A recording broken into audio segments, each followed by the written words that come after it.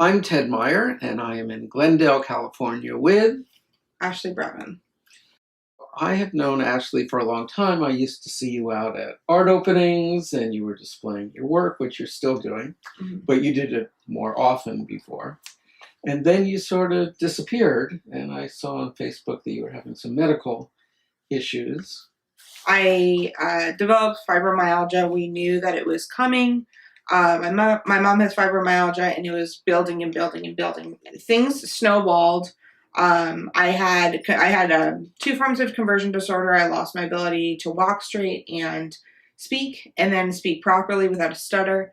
I had seizures, gastroparesis, a rare kidney disease, and then I also developed myalgic encephalitis, which is ME/CFS. Some people know it as chronic fatigue, which is a debilitating just exhaustion condition of fatigue to the point where if you have conversations like this, I'll be recovering for a very long time. I tend to bore people to death, so. Well, you'll bore me to being bedridden is what happens. Right, well, let's talk about how it's affected your artwork. I did scientific illustration for a good long while. I worked with the Natural History Museum back in Pittsburgh, but the other big part of my work was all research-based, and it was about different issues. Like I did an entire series on chronic wasting disease, which was a disease that hit deer. I did 2 grants and a fellowship about blood sports, comparing dogfighting and boxing in the 1920s. I think that's the work you were working on when we first met. Yes, that was the big push of mine. And the whole interest of all of these works is that it's work with political, social meaning. So it actually kind of dovetailed into what I'm doing now. So you've always done work about something as opposed to, I always get in trouble for saying this, abstract or decorative. Yeah. The real work that I love to do is narrative that tells a story. I've done sketchbooks since I was before I can remember. And so that's always been like a journal of things that are happening.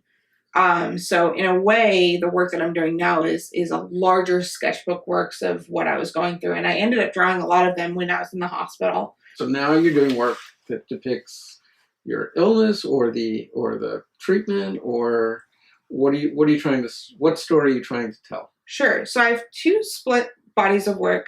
The one, which are these large works, which is called Catharsis, which is me basically processing everything that's happened.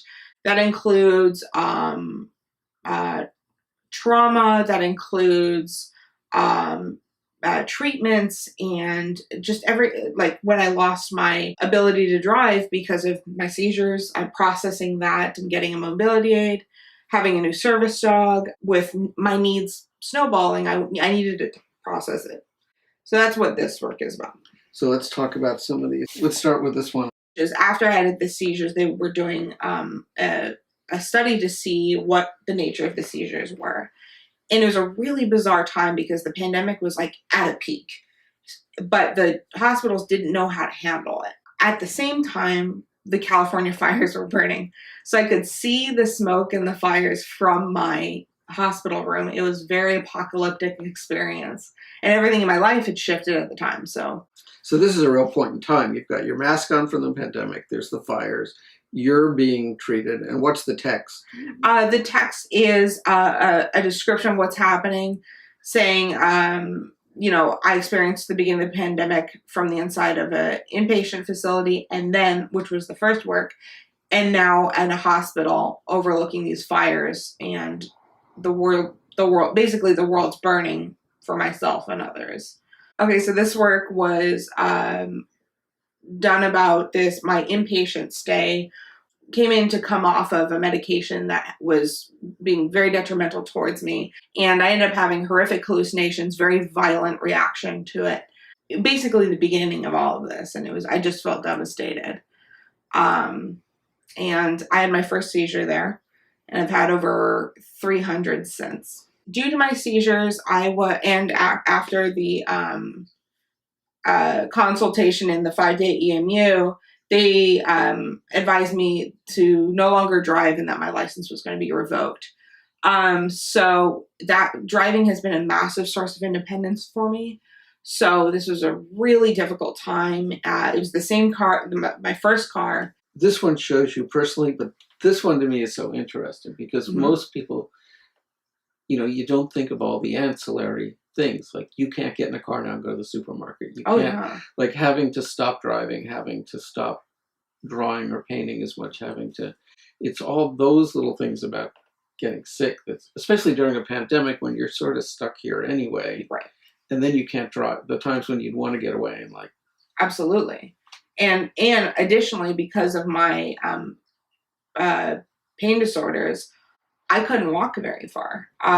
So I was just imprisoned here unless I could get a ride out. And, if I'm making a meal, which now I can't even do because I can't stand that long, I couldn't go and get that one ingredient. It was just, people don't tell you what the impact on your life is going to be when you lose your independence. Now let's talk about the last one with the pill cases. This is called RX Wednesday. So Prescription Wednesday. And the thing about chronic illness and having multiple chronic illnesses is that comes with a lot of medication most of the time.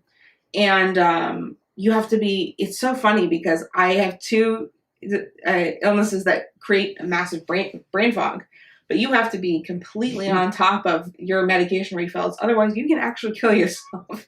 Let's sort of finish up with the idea of trying to explain your condition to people around you. Sure. So when you were working with deer wasting or you're working with other things, it's an external. It was very pointed work. It had a purpose, but you weren't the purpose. You're doing work now that might really never find a home. It's so it might get shown, but chances are it's pretty personal. Oh yeah, this is not a landscape or a